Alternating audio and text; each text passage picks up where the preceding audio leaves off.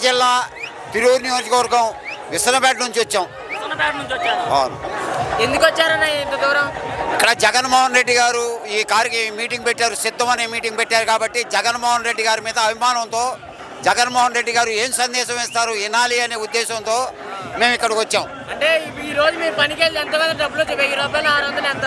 కానీ డబ్బులు వదిలేసుకొని కూడా వచ్చారు కదా మీరు.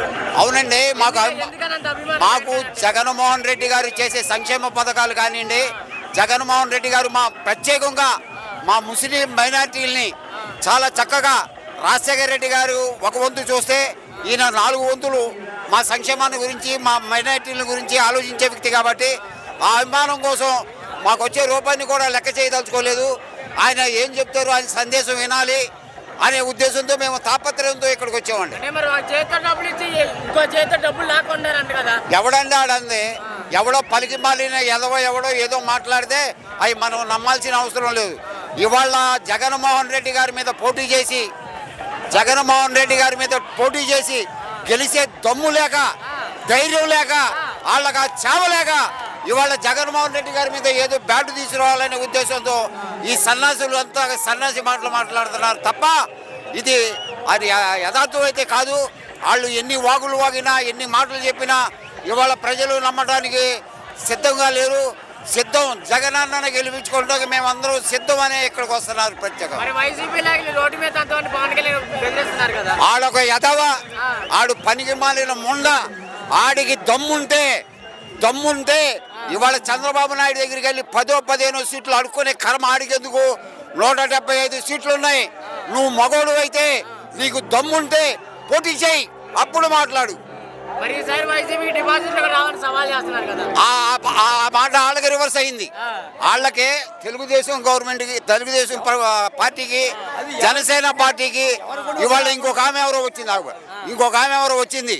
ఆమెకి వర్తిస్తుంది తప్ప జగన్మోహన్ రెడ్డి గారు వైనాట్ 175 భారీ మెజార్టీతో, లక్షల వేల మెజార్టీతో జగన్మోహన్ రెడ్డి గారు వైనాట్ 175 చేసుకుంటూ గవర్నమెంట్ని బ్రహ్మాండంగా ఏర్పాటు చేసే రోజులు ఎంతో దూరంలో లేవు.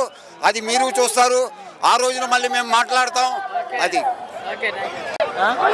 మాది భీమవరం తాలూకా. నేను సామాన్య రైతుని, 5 ఎకరాలు పొలం ముడుతున్నాం. ఇది వరకు సాగుకారులు చాలా ఇబ్బంది పెట్టారు. ఇవాళ జగన్మోహన్ రెడ్డి వచ్చాక మన పక్క మాజూరు అప్పు చెప్తే మన డబ్బులు బ్యాంకులో ఒట్టగా పడుతున్నాయి. ఇవాళ జగన్మోహన్ రెడ్డి నాయకత్వం మేము వద్దంటాం చాలా తప్పు. లేదు, మన పక్క మన ధాన్యం లెక్క మన పుల్లు ఆరుదలు ఉంటే మన పక్కగా వేస్తున్నాడు, దాంట్లో సందేహం లేదు. జగన్మోహన్ రెడ్డి ఏ పరిపాలన మాకు చాలా 190 పడుతుంది. మేము భీమవరం రెడ్డి వచ్చి ఎందుకు వచ్చాం? డబ్బులు ఇస్తే అభిమానం వచ్చాం. ఇటువంటి నాయకుడు కావాలి. ఈ నాయకుడికి పొత్తు అక్కర్లేదు, ఒకడే చాలు. వాళ్ళు చేస్తే వాళ్ళ ఒపీనియన్ వాళ్ళకు ఉంటుంది, జగన్ ఒపీనియన్ జగన్ ఉంటుంది. జగన్ ధీమా అటు ఆడపెట్టలో మేము ఉన్నాం. అది వాళ్ళు ఏదో చెప్పుకోతున్నారు. ఇలా పవన్ కళ్యాణ్ భీమవరం మళ్ళీ పొడిచాను, మళ్ళీ మేము భీమవరమే. అది ఒపీనియన్ వాళ్ళు కూడా నెగ్గితే ఒపీనియన్ మళ్ళీ గంధిసీనికి అవకాశం 190 చేసి కూడా గంధిసీనికి మెత్తం అవకాశం. ఆయన ఏం ఇప్పటికి వరకే ఈ సంవత్సరాల పరిపాలన బాగుంది. అది మాకు తెలుసు. మేము అక్కడ భీమవరం తాలూకా అది మాకు తెలుసు. క్షేత్రం లేదో, రోడ్లు పడుతున్నాయో లేదో అవి మాకు తెలుసు. పక్కగా పింఛన్లు ఇస్తున్నా, అన్ని అమ్మ కూడా అన్నీ బాగా వస్తున్నాయి. ఈ పవన్ కళ్యాణ్ పొడి చేయను ఆరికి ఉండి ఓపెన్ ఆరికి ఉంటుంది, మా ఓపెన్ బాగుంటుంది. కానీ మేము మళ్ళీ గంధిసీని మేము నెగ్గింతాం బంగారులాగా. ఇలా పనుల పాటలు మరి చేయను అరుకొట్టుకోవాలి. ఎందుకు వచ్చాం? ఒక అభిమానంతో వచ్చాం. అది రాజశేఖర రెడ్డి అట్లా తండ్రికి తగ్గ కొడుకు, ఇది పొత్తు అక్కలేదు, ఒకడే నాయకుడు. ఆ నాయకుడు ఆ దొమ్మ ఉంది. ఈ పవన్ కళ్యాణ్ ఏంటది సొంతంగా పోటీ చేయాలి పవన్ కళ్యాణ్, అది మేము ఒప్పుకుంటాం. సొంతంగా పోటీ చేస్తే మేము దానికి సపోర్ట్ చేస్తాం. ఎవరికి పొత్తు అంటే ఎందుకు పొత్తు వద్దు, ముఖ్యంగా పోటీ చేయను. ఆ ధైర్యం మన జగన్మోహన్ రెడ్డికి ఉంది. ఇలా లోపలికి వెళ్తే కూడా అవకాశం లేదు. అది మాకెంతో అభిమానం.